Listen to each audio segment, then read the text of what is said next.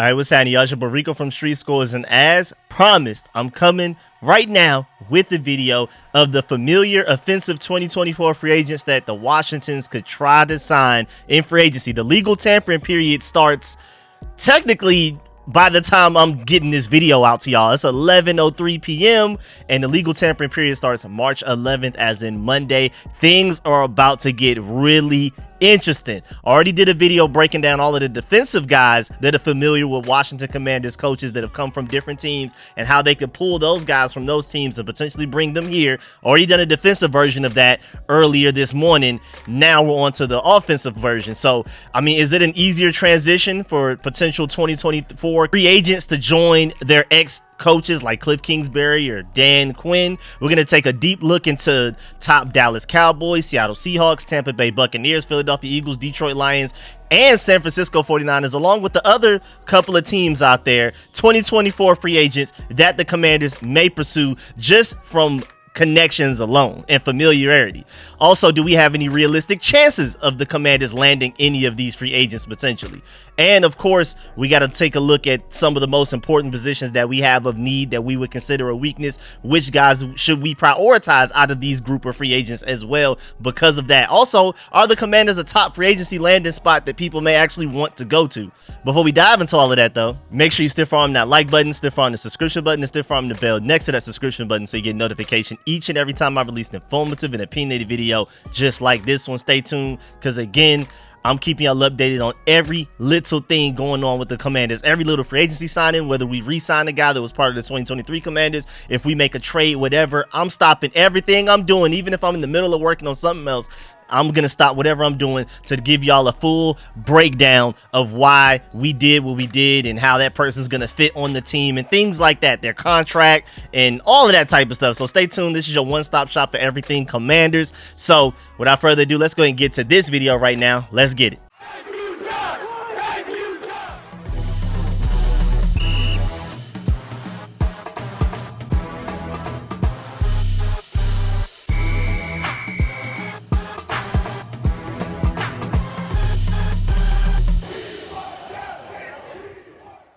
And again, by the time I get this video out to y'all, it will probably already be the legal tampering period. And who knows, maybe the Commanders have already gone and signed somebody. I hope that's the case. But either way, if that ends up happening, I'm going to look real stupid. But let's start with the Dallas Cowboys, because we have former Cowboys coaches as in Dan Quinn and Joe Witt Jr.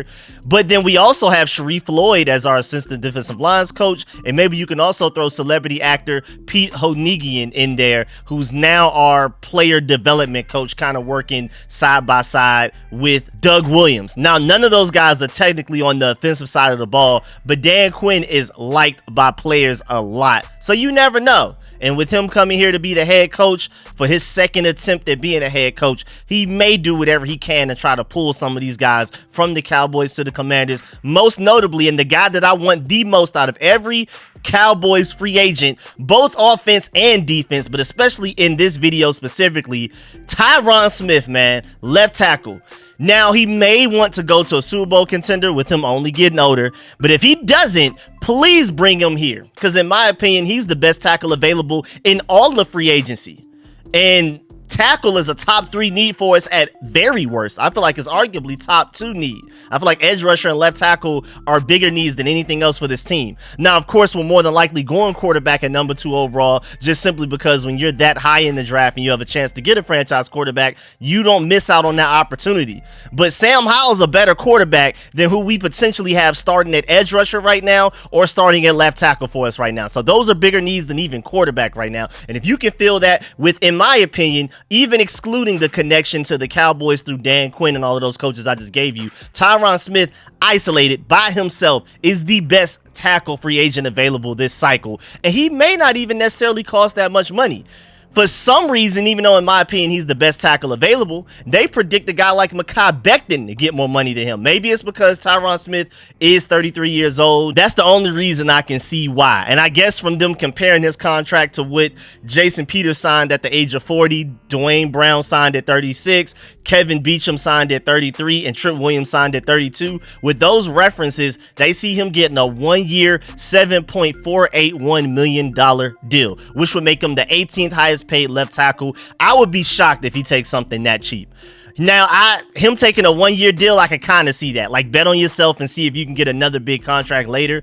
But a $7.4 million deal for a guy like this, I just don't see it, man. I don't necessarily think he's going to reset the market and become the highest paid tackle. I'm not even saying he'll necessarily be top 5, but I think he deserves to be arguably top 10 when it comes to paid tackles, man. This guy is different. That would instantly fix our left tackle problem. And then say you get Tyron Smith in free agency. If you still want to draft a guy, now you don't necessarily have to take one late first round, like trading up into the late first or using one of our second round picks to get one. Maybe you could wait till later in the draft to get a developmental guy instead of, because we still have to address edge rusher. After we take quarterback number 2 overall, we don't pick again until the second round, y'all. So we still need to figure out edge rusher. We still need to figure out linebacker, corner, technically tight end in my opinion as well. And so to be able to fix one of those problems to where we don't necessarily have to take a tackle within the first 2 rounds is a great thing. Tyron Smith, even though he's 33 years old, I think he can start for us for at least the next 3-4 years and still play at a high level in my opinion. Again, Jason Peters was killing it at 40. I don't expect Tyron Smith to last that long, but still, man, I think he could at least give us a good 2 years. So I would sign him to like a 2-year deal rather than just like a 1-year, but we'll see. And then also, center wise, let me go ahead and get my dog Tyler Biadasz from the Dallas Cowboys as well, man. He had a 69.2 grade, which was 14th out of all centers in the NFL according to Pro Football Focus. And boy, we need him. Boy, we need a really good center right now.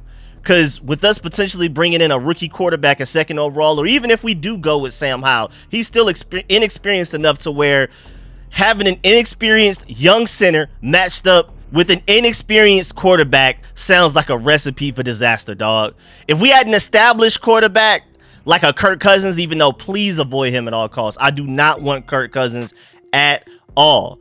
But as long as we had an established quarterback, I wouldn't mind that, just hoping that maybe somebody currently on our roster like a Ricky Strongberg figures it out and maybe he can go out there. And even then, I would still want Tyler Biadasz, but hey, at least if we had a veteran quarterback, you could at least convince me that we'll be all right without signing somebody in free agency, or at the very worst, taking a guy in the draft, maybe like a Cedric Van Pran in the 3rd round. But with potentially a rookie quarterback, I just don't see it, man. We need a veteran center, I feel like, pretty bad. It may not be necessarily our top need, but it's definitely one of our serious needs, man. A veteran center, especially while the center market is so low right now, and they're basically on sale. They're going for lower than they should right now. It just makes too much sense to go ahead and get a veteran center to pair with a young, inexperienced quarterback. And a guy like Tyler can help, for example, like a Jayden Daniels or a Drake May with changing protections at the line, or all of the difficult nuanced parts of being a great quarterback when it comes to ID and potential blitzers and things like that. A veteran center like Tyler can help mitigate the potential risk of starting a rookie quarterback, especially early on, like week 1. So I just think it makes too much sense. It raises the floor of everything that you have going on the offensive side of the ball. It starts with having a good center. And I like Ricky Strongberg, and he started to show potential before he got hurt. But again, he's coming off of IR, and he looked better as a guard than he did center before he got hurt. So I don't trust anybody that we currently have to go out there and start at center right now. I mean, Tyler Larson's straight, but I prefer him as a backup, and he gets hurt. And we're not going to bring back Nick Gates. We just cut him. Like that, he's beyond gone. We're the last team he would likely end up signing with. So, I mean, what's the other options out there? So, yeah, man, I know we're probably going to have to draft a guy regardless, but please give me Tyler Biadasz to come in and be ready to start week 1 immediately, and we don't even have to worry about that position no more. Let's go ahead and handle that now.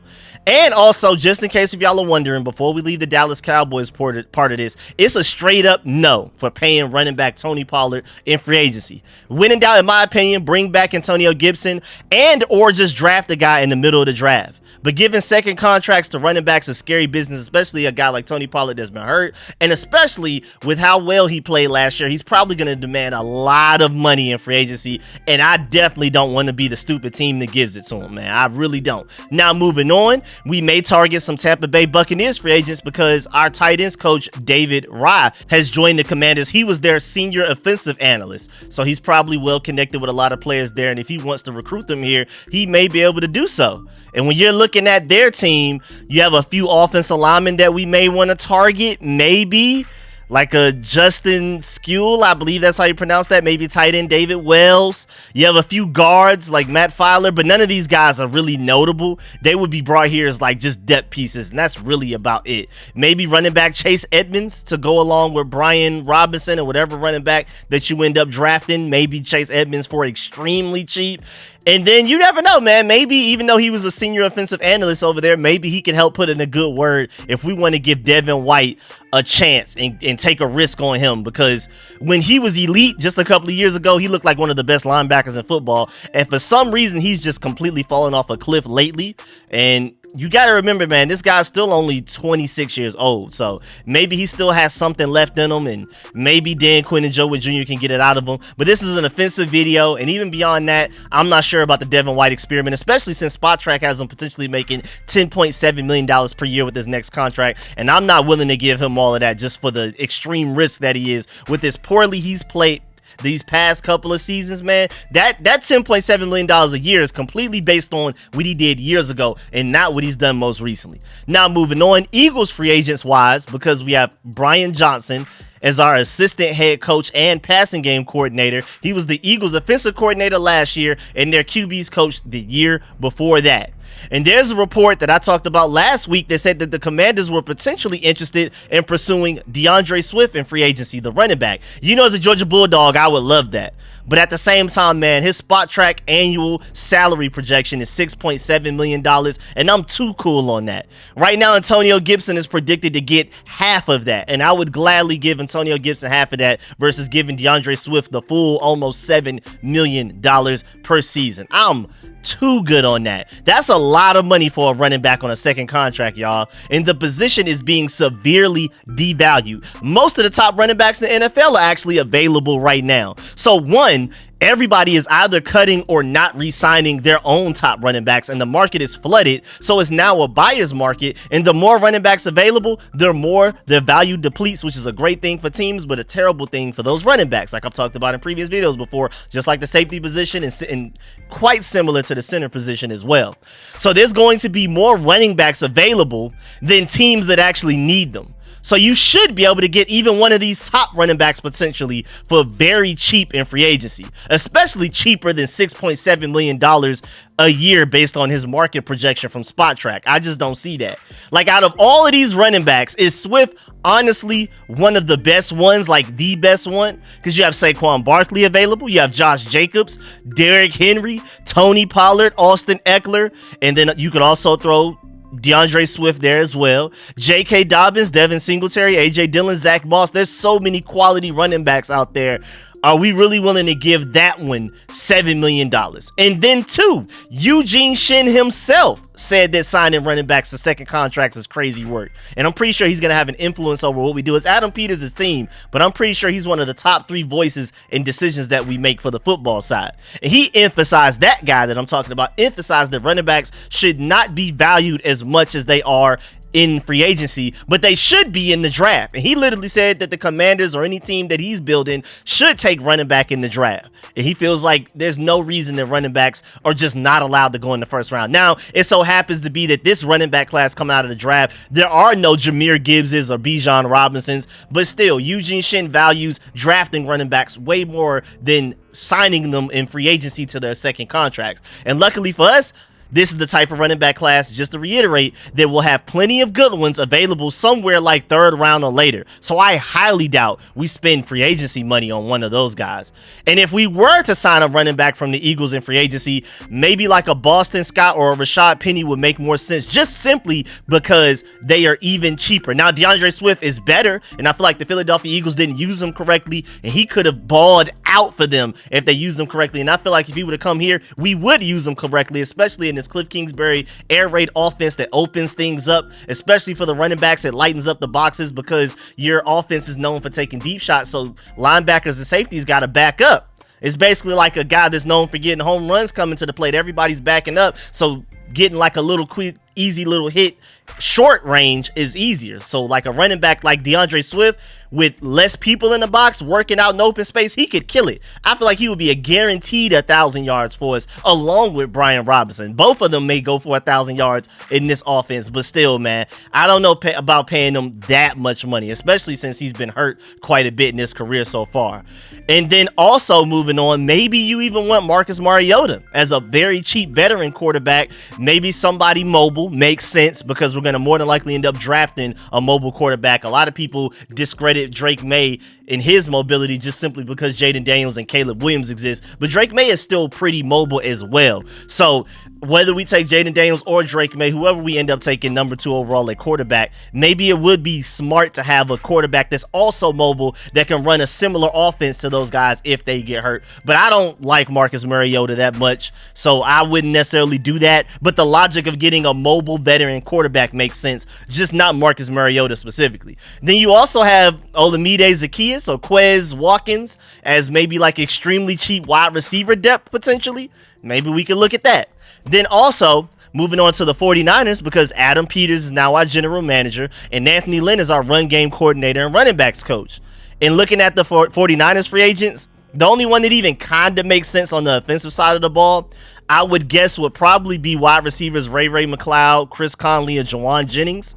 Or unless you want to give Sam Darnold a chance at quarterback, but I'm completely good on that. The 49ers' most value that they have in this free agency class is definitely on the defensive side of the ball. Offensively, unless you want like a depth receiver, that's really about it. Then moving on to the Lions free agents, because we now have Lance Newmark as our assistant GM, and he's been with the Lions for like the past over 10 years, so he's well connected with everybody over there. And don't forget that Lance Newmark was with the Lions when they drafted DeAndre Swift, who we just talked about a few minutes ago. So there's another strong connection to him there. That's probably where that report came from, why the Commanders may actually be very interested in the DeAndre Swift. I literally did a video on that like a week ago. It's reported that we actually do end up like really want him. We'll see if the money matches up to where if he's willing to take a cheap enough deal for us to actually consider signing him. But between Lance Newmark and Adam Peters, maybe we actually really do want DeAndre Swift. And then also from their list of free agents on the offensive side of the ball, just only because they have some defensive guys that are really interesting, but I think probably what stands out the most is guard Graham Glasgow. Pro Football Focus feels like he was the 8th best guard in all of football last year, including right guards, left guards. You put them all in one pile. They felt like Graham Glasgow was one of the best guards in the entire NFL. And you really can't do much better than getting revenge against Ben Johnson, other than taking the guy that a lot of people give credit for building the roster to what it is today, which got them to the NFC Championship. A lot of people feel like it was more so the front office than the coaching staff, including Ben Johnson. And to take that guy and Lance Newmark from him, and then the thing that most people feel like the biggest strength to the Lions offense is their offensive line. And to potentially take one of their best offensive linemen, oh man, Ben Johnson will be hurt, and that would be very satisfying revenge against him and the Lions, man. And again, Pro Football Focus felt like he was the 8th best guard in the NFL. They also have Samuel Cosmi as the 4th best guard in the NFL. So if we were able to be able to get Graham Glasgow, we would be the only team in the NFL to have 2 top 8 guards on the same team, according to Pro Football Focus's grading system. And with him being 32 years old, he would be a great starter opposite of Samuel Cosmi while we groom and develop other younger, talented guards. But he's 32. I would sign him to a 4 or 5 year deal, to be completely honest with you. Me personally, at very least 3. I think he could at least give us 3 great years. Like I feel like Tyron Smith could at the very least give us 2 great years. I think Graham could honestly give us at least 3 great years. But like the contract is like 4 to 5 years, and then it's like no dead cap really those last couple of years. So if you want to cut him, then you're free to cut him. Kind of like how we just did Charles Leno and Logan Thomas, where the contracts were kind of front loaded a little bit to where we can cut them later on and it doesn't hurt us too much. And then other free agents from the Lions, even just sticking with guard, you have H. Vaitai. I can attempt it. Hala Pulavati Vaitai. I hope that's how you pronounce it. That's how you know I just only watch all 22. because I just go and watch other teams as all 22. I don't hear like the announcers say people's names. That's why I never have names right. When it comes to college, when it comes to NFL, I'm just purely watching all 22 footage that I can get my hands on. I'll check out the all 22 through Game Pass for the NFL stuff, and then I have Caddy's cut-ups for the college version. I never know how to pronounce people's names, but either way, we're just going to call him H. Vitae for the remainder of why we're talking about him. And he's even a pretty good backup option because he only played 192 snaps last year, but had an overall grade of 68.3, which would have ranked him as the 17th best guard out of the entire NFL if he played enough snaps to qualify to be ranked. So maybe we could try to like secretly steal him off the market. Maybe a lot of people don't realize how good this guy could potentially be if you were to give him a full starting role, but it would be very cheap. It would still be risky because we still got to watch him be in a starting role to absolutely know that. But out of 192 snaps, he only allowed 1 sack. I'm okay with that. We can work with that. And then receiver wise, maybe you want to look into Josh Reynolds or Donovan Peoples-Jones, or maybe even veteran quarterback wise, you have Teddy Bridgewater and Nate Sudfeld. I mean, you never know. Just throwing those names out there. Not necessarily like I want to sign either of those guys. And also, we can possibly take a look at some Chargers free agents because of when Anthony Lynn was their head coach a few years ago. I mean, it wasn't extremely recent, but some of those guys that he had coached there were still there and are now becoming free agents. So, of course, some people will immediately think of running back Austin Eckler. And for reasons I've already explained before, I'm not really interested in giving a free agent big money in free agency unless they're extremely cheap. Like if Austin Eckler was willing to come here for somewhere around what Antonio Gibson could potentially get like less than $4 million per year, I would love to go get Austin Eckler. Yes, please, but I just doubt he's going to be willing to take that. I think he's going to be trying to be one of those highest paid running backs this free agency cycle, which still may not end up being a lot, but it may end up being more than what Adam Peters and the company are willing to give him. But like, what would we look like, honestly, if we were the one team in the NFL, or at the very best, the first team to pay a running back big money in free agency? We're going to look crazy to everybody else. So I just don't even want to step into that realm right there. So realistic wise, maybe tight end Gerald Everett would make some sense, because Zach Ertz does not stop you from signing other tight ends in free agency. And it especially does not stop you from drafting one within the first 4 rounds of this upcoming draft.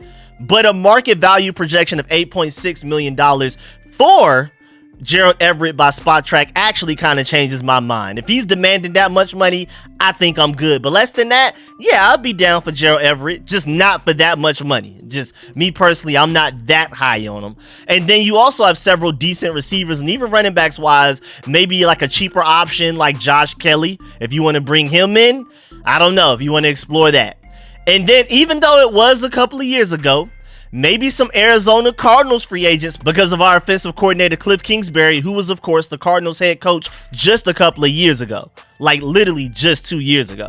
Now, of course, off top of the head, even though I personally don't want him, you got to remember that Kliff Kingsbury traded a first-round pick for wide receiver Marquise Brown. So maybe Kliff sees something in him that nobody else does.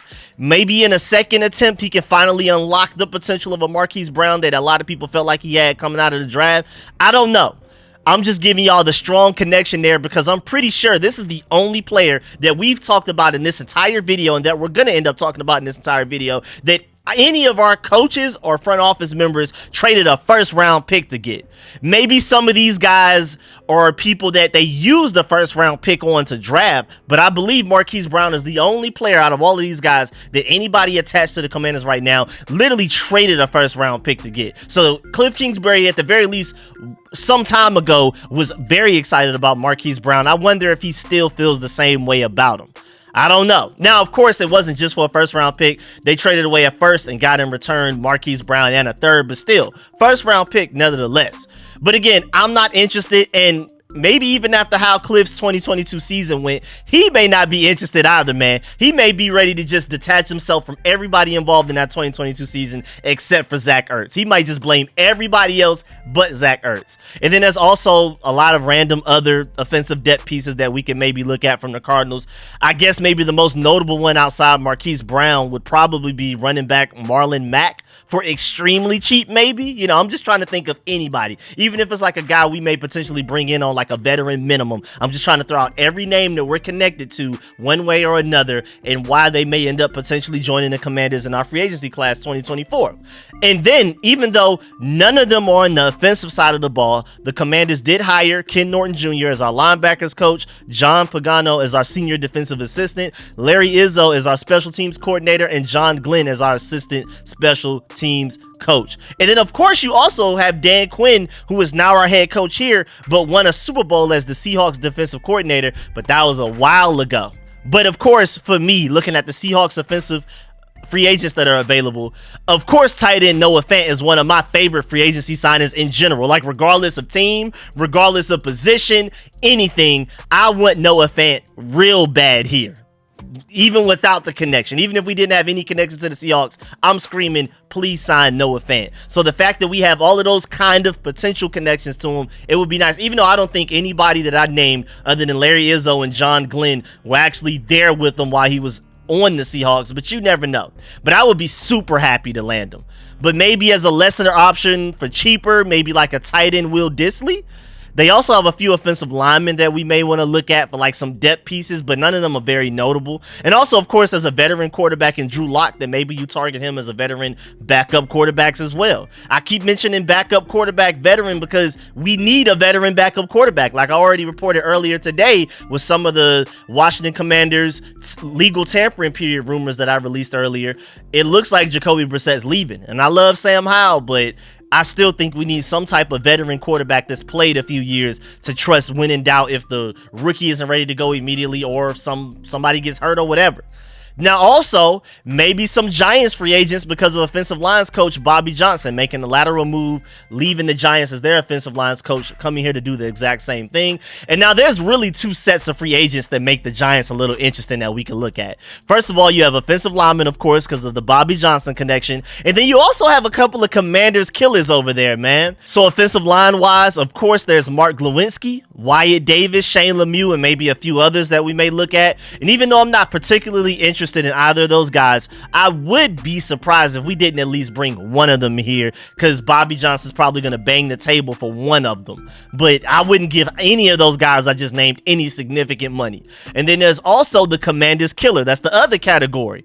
And starting with Sterling Shepard, who, when healthy, has given the Commanders big problems. I'll never forget the 2021 game where he had like 9 catches, like almost 100 yards against us. And then even other games where he didn't have a lot of catches, he was just open, but the quarterback missed him for whatever reason and all. So he's scary, but I'm good personally on Sterling Shepard. Talented but injury prone. I think I'm good. Then of course we're also talking about Commanders killers. You can't forget about Saquon Barkley, the running back. He's made us sad Commanders fans every time that he's played us when he's been healthy, especially last season. That man had 3 receiving touchdowns against us in 2 games as a running back in 2023 alone, bro. But unless he's willing to take a ridiculously cheap contract because of how running backs are devalued, like I've already spoken on, I think I'm pretty good on that. I'm not going to lie. There's probably going to be teams outbidding each other for him as well. That really scares me. I'm hearing reports that multiple teams have strong interest in Saquon Barkley. And I'm not in the business of outbidding another team for a running back, especially a quality running back that is talented, but I mean, there's also quality running backs in this draft, and none of them may be a Saquon Barkley, but none of them will also cost you anywhere near as much money as a Saquon Barkley would cost you. But most importantly, we also have Brian Robinson, so we don't really need like another elite running back to go with Brian Robinson. We already have a running back 1 in him, and I don't think we necessarily need to go get another RB1. An RB2 would be nice. Again, I would love to bring back Antonio Gibson for very cheap, but even if they don't, you when in doubt, you got the draft. And then also, Commander killer wise, there's quarterback Tyrod Taylor, who made us look really stupid last year. So maybe him as a veteran cheap quarterback backup option, who knows? Just maybe, just throwing that name out there. I'm not passionate about a lot of these guys, but I'm just throwing these names out there.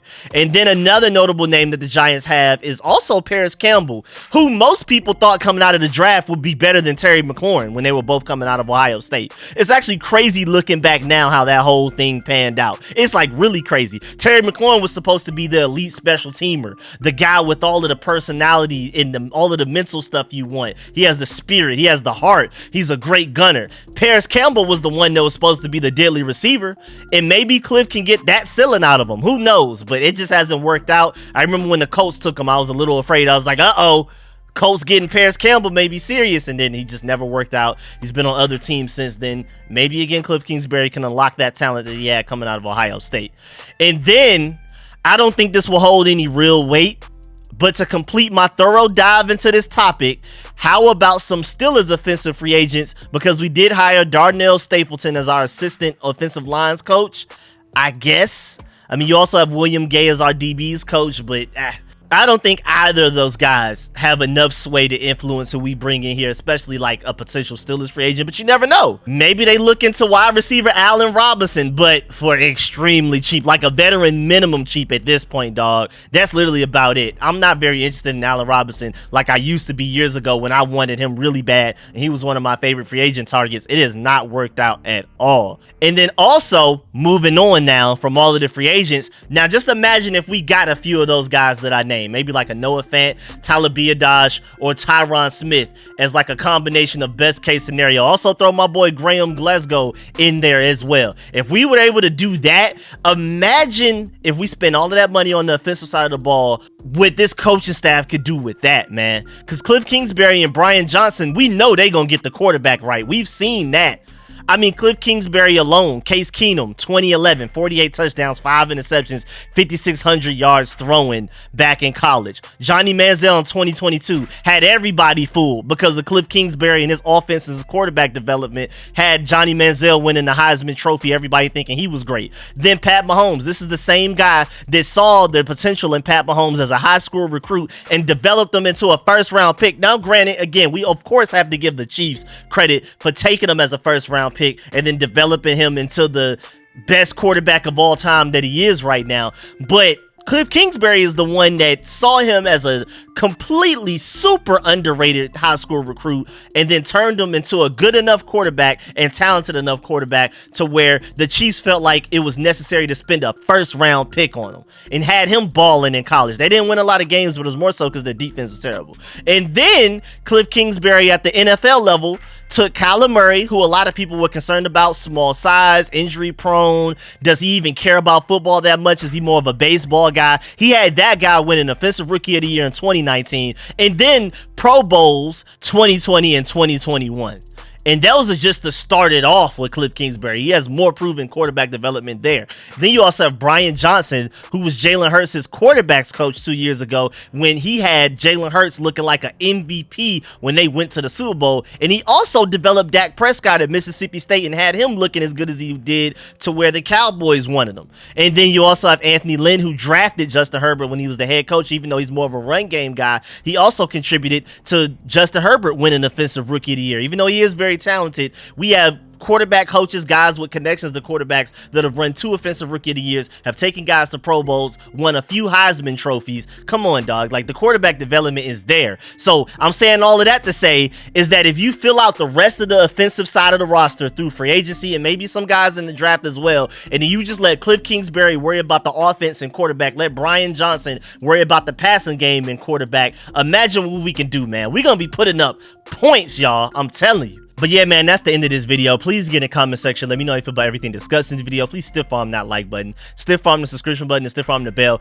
next to that subscription button so you get notification each and every time I release an informative and opinionated video just like this one. Let me know out of all of those names who you want to prioritize us signing and why. How much money would you be willing to give them and all of that. Let me know who any of the names that you do want and that you definitely don't want and want to stay clear from. Because again, I threw every name out there, even the guys that I didn't want, and I made sure I emphasized to y'all that I didn't want those guys. So let me know how you feel about all of the names that I mentioned from all of the different teams that I mentioned, all of that. And of course, if there are any names that I failed to mention that I missed on that we have connections to from some crazy way that I maybe just missed, let me know that in the comment section as well. I really appreciate y'all. Of course, leave a like on the way out. I'd really appreciate it, man. It means the world to me and it's free for y'all. So please do that on the way out. Be on the lookout because again, make sure you have that bell next to the subscription button clicked in because I'm keeping y'all updated on every little thing that we do in free agency. Even if we sign a kicker, I'm going to do a video on that. I don't care. I'm keeping y'all updated on every little thing. Your one-stop shop for Commanders videos. And again, like I'm trying to remember to say at the end of all my videos, when I first upload videos, for those of y'all that are using mobile devices to watch my videos, a lot of the times the audio won't work immediately. So just take a little second to wait, refresh, and come back and then watch it, because it's like a YouTube problem. It's a mobile device through YouTube type of problem, not necessarily mine. So just keep that in mind. And also, man, I really appreciate y'all. Again, leave a like on the way out. Stay tuned because I'm keeping y'all updated on everything. I'm about to get back to my Ed Netty. Catch y'all later. I'm out.